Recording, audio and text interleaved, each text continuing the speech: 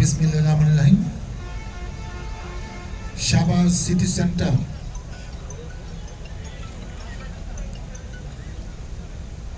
দোকান মালিক ও ব্যবসায়ী কল্যাণ সমিতির উদ্যোগে আজকে এই দোয়া ইফতার মাহফিলে স্নেহের সভাপতি উবাইদুর রহমান অভি, যে বর্তমানে এই সংগঠনের সভাপতি দায়িত্ব পালন করছেন, সিফা শানু সহ উপস্থিত আমন্ত্রিত অতিথিবৃন্দ, উপস্থিত ব্যবসায়ী ভাইরা, সুধীমণ্ডলী, আসসালামু আলাইকুম।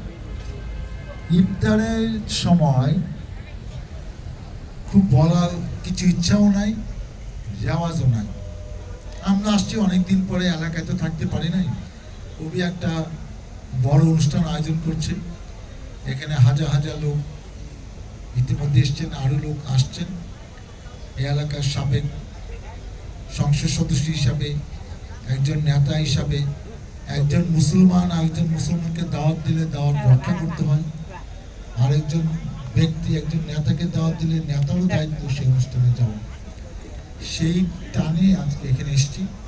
আমার কাছে খুব ভালো লাগছে যে প্রায় 17-18 বছর আগে প্রতিষ্ঠান হাঁটি হাঁটি পা পা করে সবার সবচেয়ে বড় প্রতিষ্ঠান অভিকে জিজ্ঞেস করলাম যে অভি, এখানে দোকান কতগুলো?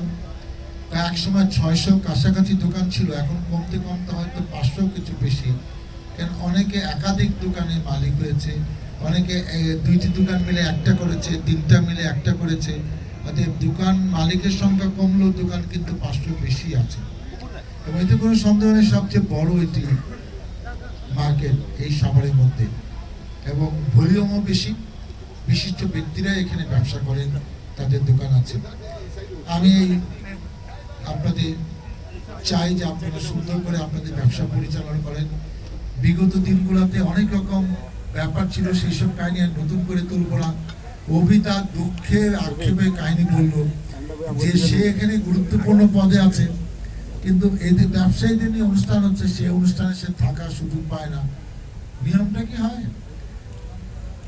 নেতৃত্ব মানে কর্তৃত্ব না, নেতৃত্ব মানে জনগণের সেবা করা, টেক কেয়ার করা। আপনি যদি কর্তৃত্ব করেন তাহলে সেই নেতৃত্ব একসময় থাকবে না। কেউ সারা জীবন কোনো পদে থাকে না, সারা জীবন বেঁচেও থাকে না। তা আমাদের প্রতিটি পদক্ষেপ কিন্তু হিসাব করে চলা উচিত। বিশেষ করে 5ই আগস্টের পরে আমরা 15-16-17 বছর আন্দোলন সংগ্রাম করে যেটা না করতে পেরেছি, এই কচি কচি ছেলেরা মেয়েরা আমাদেরকে দেখিয়ে দিল যে আমরা কি করতে পারি। পাশাপাশি আমরা যারা অনেকে অনেক রকম ভাবি, আল্লাহ যেটা বলেন যে আমার ইশারা ছাড়া গাছের পাতা নড়ে না, তোমরা অনেকে জানো না। আল্লাহ ক্যারিশমাও কিন্তু আমরা দেখলাম। আমরা যারা রাজনীতি করি তারা যেন ভুলে না যায় যে যেরকম করবে তার জন্য সেরকম নজির দৃষ্টান্ত অপেক্ষা করছে।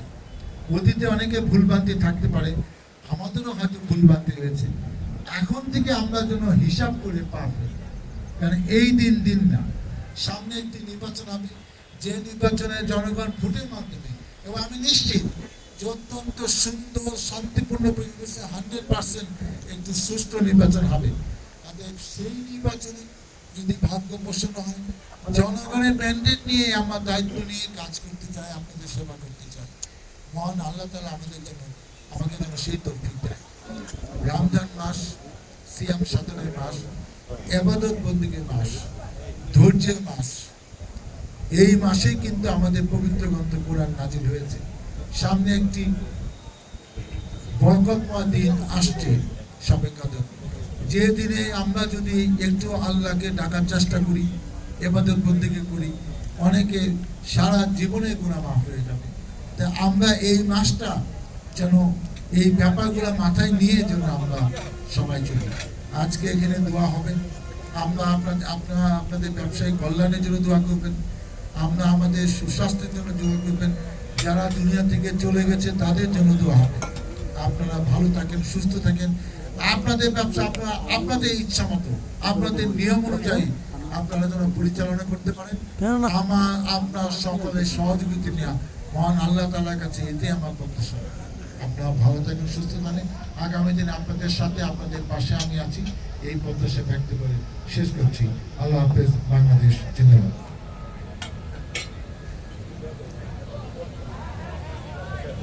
ভাই বলে